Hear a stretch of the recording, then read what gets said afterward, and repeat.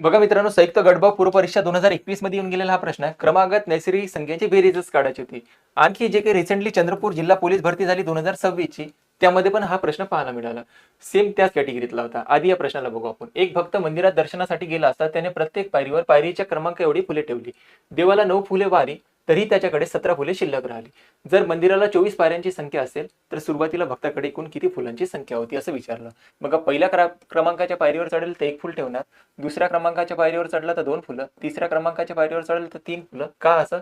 त्याने म्हटलं पायरीच्या क्रमांक एवढी फुले ठेवली प्रत्येक पायरीवर. अशा पद्धतीने त्याने त्या मंदिराला टोटल पायऱ्यांची संख्या किती होती? 24. तर 24 फुले तर त्याने पायरीवर ठेवली. तर आपल्याला इथे दिसत आहे की 1 पासून 24 पर्यंतचे नंबर आहे. आणि आता आपल्याला पायरीवर किती फुले ठेवली हे काढायचं असेल तर 1 पासून 24 पर्यंतच्या अंकाची आपल्याला बेरीज काढायची आहे. तर 1 पासून 24 पर्यंतच्या अंकाची बेरीज काढायची आहे. क्रमागत नैसर्गिक संख्यांची बेरीज काढण्यासाठी आपल्याला एक सूत्र येतं, n ब्रॅकेटमध्ये n अधिक 1 भागीला 2. n म्हणजे काय? तर एकूण नंबर किती आहे. ते 1 पासून 24 पर्यंत इथे किती नंबर आहे? 24 नंबर आहे. तर इथे ठेवा 24 ब्रॅकेटमध्ये 24 आणि 1 किती? तर 25. दोघांचा संबंध राहणार गुणाकाराचा आणि भागीला करायचे 2. तर 2 इथे भाग दिला तर उत्तर येते 12.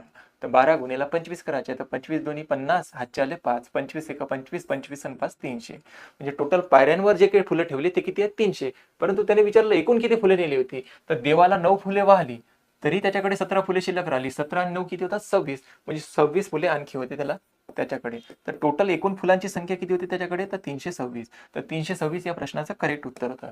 आणखी बघा, त्या मंदिराच्या पायऱ्यांची संख्या दिली आहे 30 आणि देवाला त्याने किती वाहली आहे? 7 फुले, तरी त्याच्याकडे 7 फुले शिल्लक राहिली. सुरुवातीला फुलांची पायऱ्यांवर ठेवणाऱ्या फुलांची संख्या किती राहणार? 30 गुणिला 30 अधिक 1 किती होते? 31 भागीला किती करावं लागेल? 2.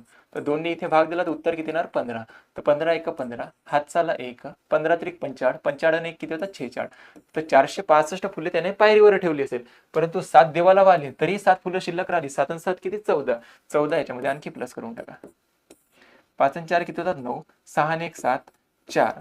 479 फुले त्याच्याकडे सुरुवातीला होती. हे या प्रश्नाचं उत्तर होतं. ठीक आहे.